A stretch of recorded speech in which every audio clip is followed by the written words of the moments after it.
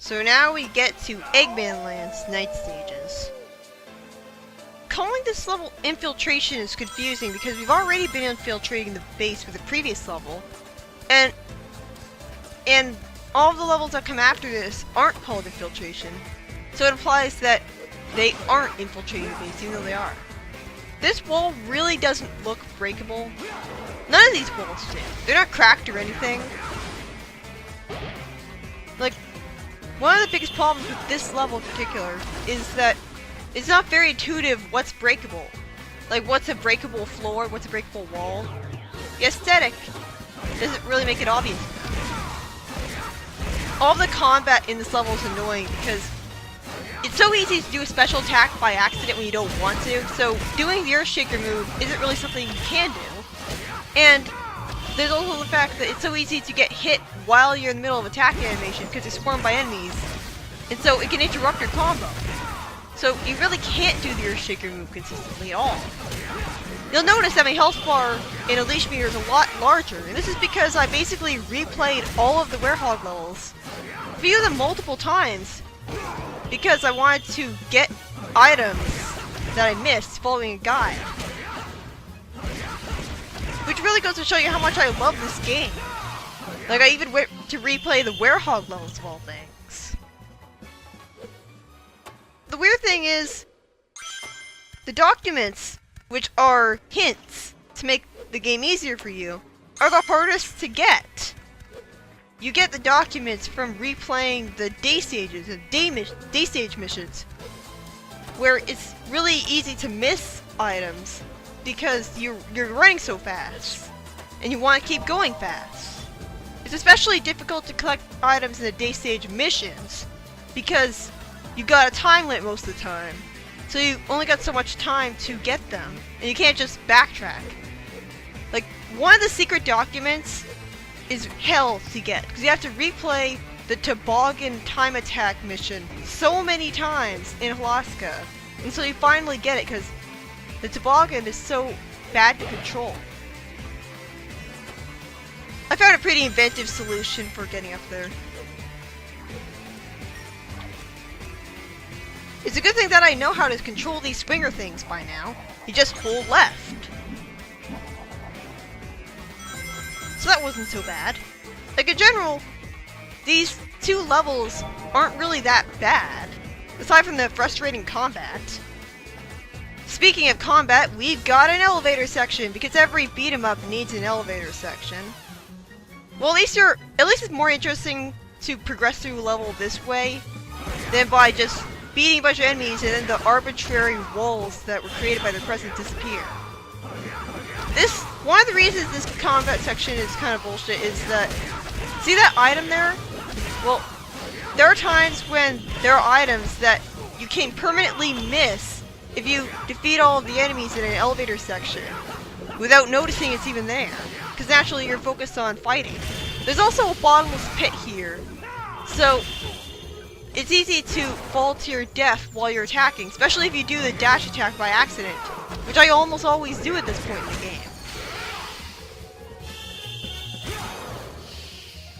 So this level isn't really all that entertaining. And the 2D sections of the day stages are pretty awkward, even when you go back to replay the game, because, well, you're pretty slow when you're in the 2D sections until you're boosting, and you can hold both up to go forwards and hold right, and both times you're equally slow, so it's confusing. I don't understand why you're so slow running forwards in the 2D sections. The Werehog is the only gameplay style in the game that is fully 3D.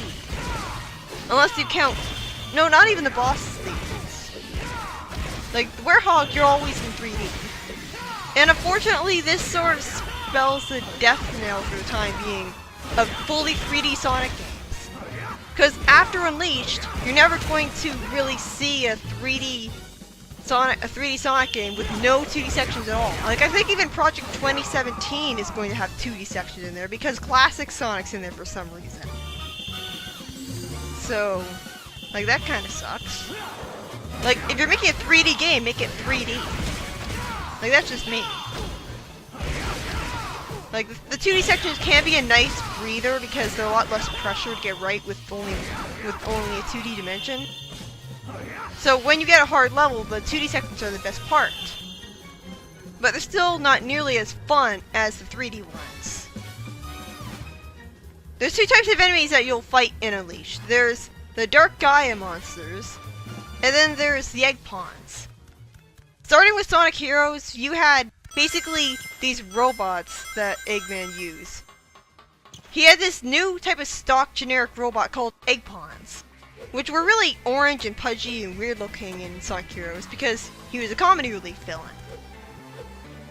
06 had robots that looked a lot more realistic from Eggman, which some people found boring.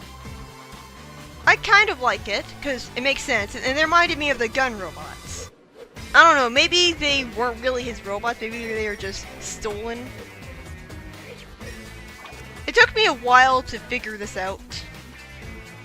The camera, like, how are you supposed to know that you even can get up to that ledge in the first place? A lot of times, the camera won't show you an item. And that's a big reason of why I took so long replaying all of the levels just to get all of the items again. Because the camera didn't always show me that there were items there at all, or that I could go to other sections of the level again. That breakable floor doesn't really look breakable, so I only broke it off because I decided to throw the metal crate at it in frustration.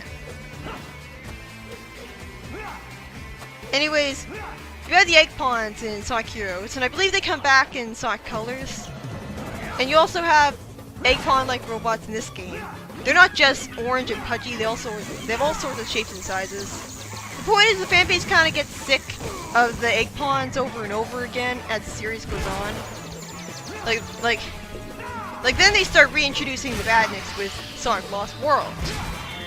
Honestly, I prefer if Eggman had Badniks, but the Egg Pawns are not a terrible concept by themselves. Like, I'd be fine if they had Egg Pawns and Badniks in them. These Shockwave guys aren't that bad. It's all the small enemies that keep ganging up on you and interfering while you're attacking the giant enemy.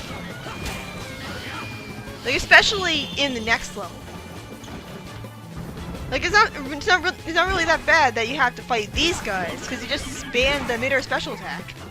It's the fact that you constantly have these small enemies attacking you, interrupting your attacks.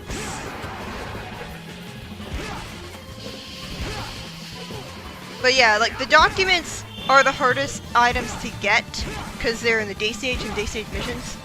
The illustrations are in the Werehog levels, and by talking to the villagers again in the hub worlds, by revisiting the hub worlds, you can get soundtracks.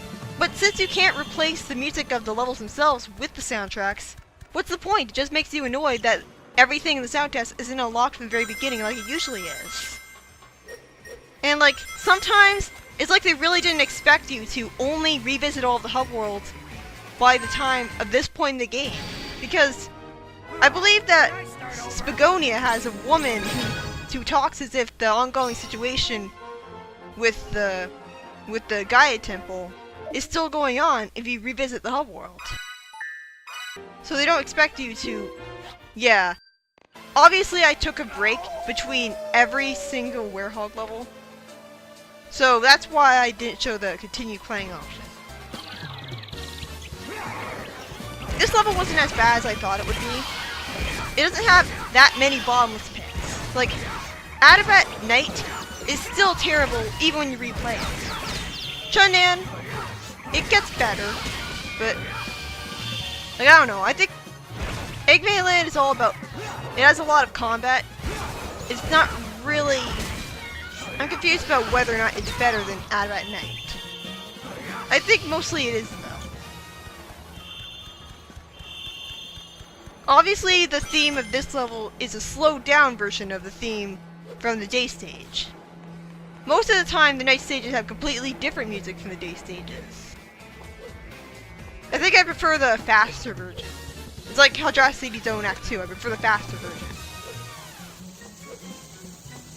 And you gotta constantly double jump on these conveyor belts. Yeah, this is an annoying section. It's so easy to get hit here. And you're guaranteed to land on the conveyor belts. And this is annoying, because again, your throwing is so inaccurate. It's so easy for you to miss the fire wizards when trying to throw water at them. And the tiny red enemies can easily attack you while you're trying to throw water at them. And look at how fast they dash into you. This is the first game. This is the first part of the game where you see fire below the swinger blade. So it took me a few seconds to figure out because it was the first time they'd ever done that puzzle. So that's creative. But see, it's so inaccurate, the throwing. And if you do a special attack by accident, which is very easy to do, then you'll get cheated out of easily juggling them, getting a combo on them. At least for the first one, in my experience. Fun fact, in 2007, the company AOKI privately revealed scrapped concept art of the upcoming Sonic Unleashed, back when no one actually knew about the game. I think people dismiss them. How are you supposed to know that you can break those black crates? It's like a logical progression from the metal crates, which are a dark shade of gray, so you think that you wouldn't be able to break the black crates at all.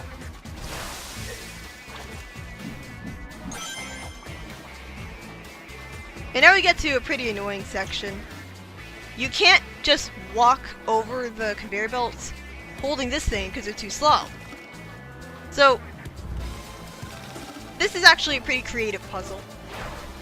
What you've got to do is just jump across this thing without the water barrel, and then get to the switch which reverses its direction. So that's pretty inventive, I like it. Like, this level isn't too annoying. At least, not yet. Examining the contents of the game disc reveals what some of the region's intended names were before they were swapped for their current names. It seems some of them were named after actual locations on Earth. For Eggmanland, the name Disneyland was associated with it. Adabat has the names Ankh or Wat, Angkor, Cambodia, and Thailand flag. Pretty weird. Empire City was called New York City, New York, USA, with Central Park as the hub world, Chicago, and Illinois. I like that establishing scene. It kind of helps you figure out what you're supposed to do. But anyways, Shamar was called Petra, Jordan, Iran, and Iraq. Chun'an was named China, the Great Wall of China, Yanghizan, Huairou District, and Beijing. This isn't cheap at all. Look at this. This is the first part of the game where you're forced to use the fact that the metal crates are flame proof. So I think you need to hold the metal crate above your head while going towards the fire shooters so that you'll block them from even going towards you. The thing is, it's not entirely easy to get that idea, because you might think that even though you're still holding it above your head, that you're still going to get sent into the fire, because it's not going to instantly, magically disappear. I don't think it's possible to make this unwinnable by losing both of those crates. It didn't occur to me that I could just hold it above my head. So I just put it down, but thankfully the fire didn't act this invisible wall, and I was able to get past it even though I was lying on the ground with stun animation. Hey, I'm not complaining. But anyways, Spagonia was once called Spain, London, Italy, Tuscany, and Siena. How do you get Italy and Spain confused? That's a really weird thing about Spagonia. You expect from its name that it's just Italy and that's it. But in reality, it's like a combination of London and France and Italy. Like with Big Ben in it. Like, I don't know if it's Japan confusing the three countries somehow, or if it's trying to be inventive. I don't know, I guess it's creative. Anyways, Alaska was called, in the game disc, Alaska, Greenland, and Antarctica. Abydos was called Greece and Mykonos. And finally, Missouri was called Africa, Mali, Djinn, and the Great Mosque of Djinn. Glad that was in use in a Sonic game. Obviously, these were all prototype names. Like, I'm pretty sure they never actually intended to call Eggmanland Disneyland. This really just goes to show you what it was based on in its aesthetic and design. But yeah, Eggman Land 2 isn't so bad until you get to the area with a lot of bottomless pits on the conveyor belt section.